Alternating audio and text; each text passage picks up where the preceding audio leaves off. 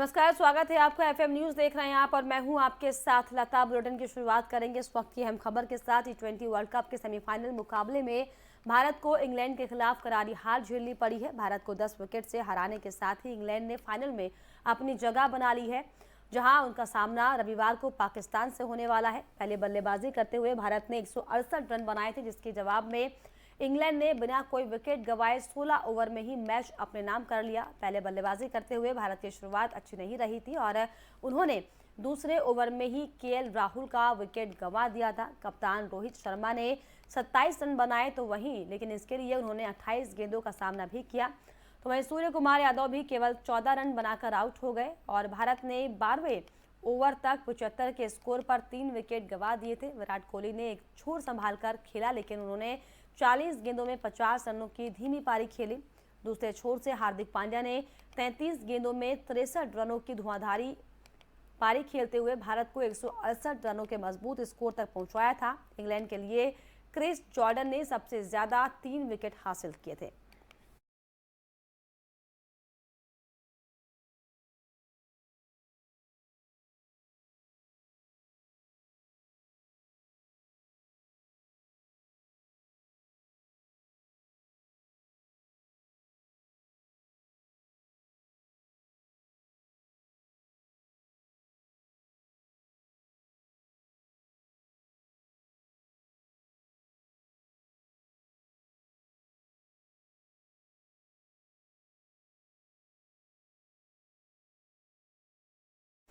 Money laundering case में Bollywood actress Jacqueline Fernandes की regular जमानत याचिका पर आज पटियाला हाउस कोर्ट में सुनवाई हुई। कोर्ट में सुनवाई के दौरान जैकलीन फर्नांडिस ने ईडी पर उनको परेशान करने का आरोप लगाया। इसके साथ ही उन्होंने ये भी कहा कि उन पर सभी जो आरोप लगे हैं वो निराधार हैं। मामले में अब सुनवाई पूरी हो चुकी है। कोर्ट ने फैसला कल के लिए सुरक्षित रखा है और कल जैकलीन की जमानत पर फैसला आएगा। जैकलीन फर्नांडिस ने कोर्ट में कहा कि वो अपने काम के सिलसिले में विदेश आती जाती रहती हैं, लेकिन मुझे रोका गया।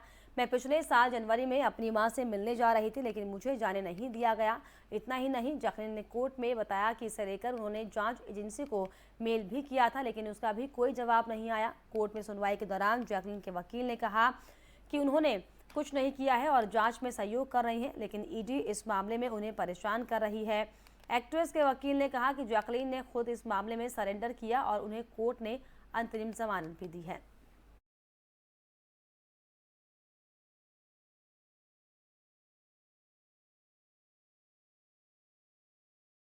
हिमाचल प्रदेश विधानसभा चुनाव मतदान का काउंटडाउन जो है वो शुरू हो चुका है और आज शाम 5 बजे चुनावी शोर थम गया है। साथ ही बीजेपी, कांग्रेस, आप सहित सभी दलों के बाहर से आए स्टार प्रचारकों को अपने स्टेशनों को छोड़ने होंगे। 5 बजे के बाद हिमाचल में साइलेंट जोन घोषित कर दिया गया। इसके बाद यहाँ पर न कोई जनसभाएं होंगी और न ही कोई रैली आयोजित की जाएगी। इस तरह से चुनाव प्रचार संबंधी गतिविधियों पर पूरी तरह से रोक लगा दी गई है। प्रचार के अंतिम दिन भी सभी दलों ने अपनी अपनी पूरी ताकत झोंक दी। कांग्रेस की तरफ से जहां प्रियंका गांधी ने अंतिम दिन प्रचार की कमान संभाली, तो वहीं दूसरी तरफ बीजेपी की तरफ से जेपी नड्डा, अमित शाह और योगी आदित्यनाथ ने चुनावी सभाओं को संबोधित किया है।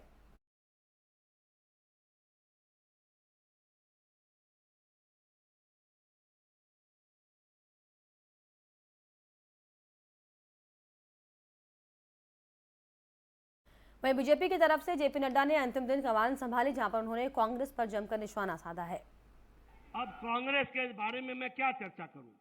कोई कांग्रेस का नेता खड़ा होकर के मेरी तरह अपना रिपोर्ट कार्ड रख सकता है क्या? रख सकता है क्या?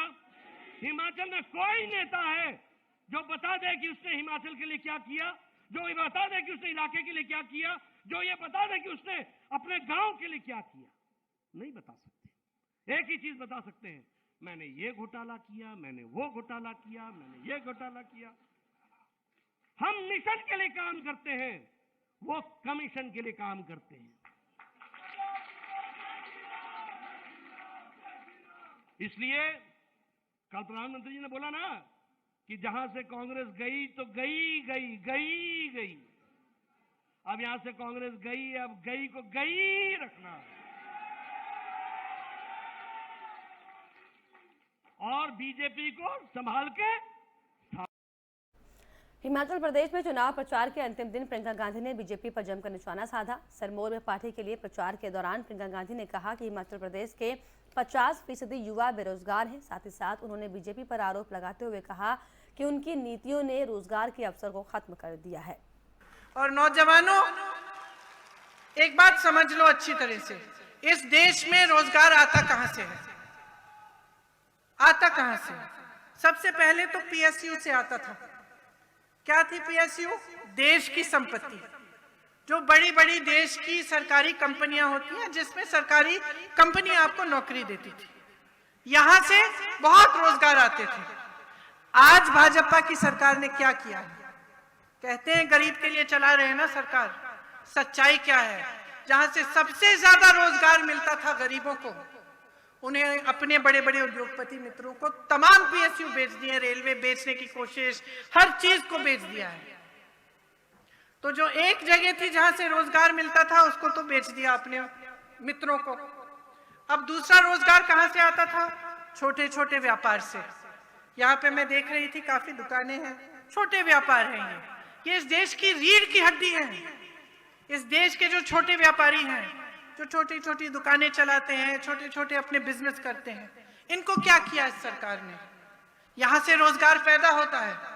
जीएसटी थोपी, कोरोना आया। अरे विश्व भर में कोरोना आया था, कोई बहाना नहीं है कि कोरोना आ गया ठीक है आपकी कमाई नहीं हो रही है, बहाना नहीं है। बाकी देशों में जब कोरोना आया तो छोटे व्यापारियों को मजबूत करने के लिए तमाम ऐसी सुविधाएं दी गई। यहाँ कुछ नहीं दिया गया। यहाँ कोरोना आया, आपको पीपी किट का घोटाला मिला, लेकिन आपको कोई मदद नहीं मिली जो छोटे व्यापारी हैं। तो यहां से रोजगार बनता था, ये भी कम हुआ। तीसरा, जैसे मैंने कहा, सरकारी नौकरियां।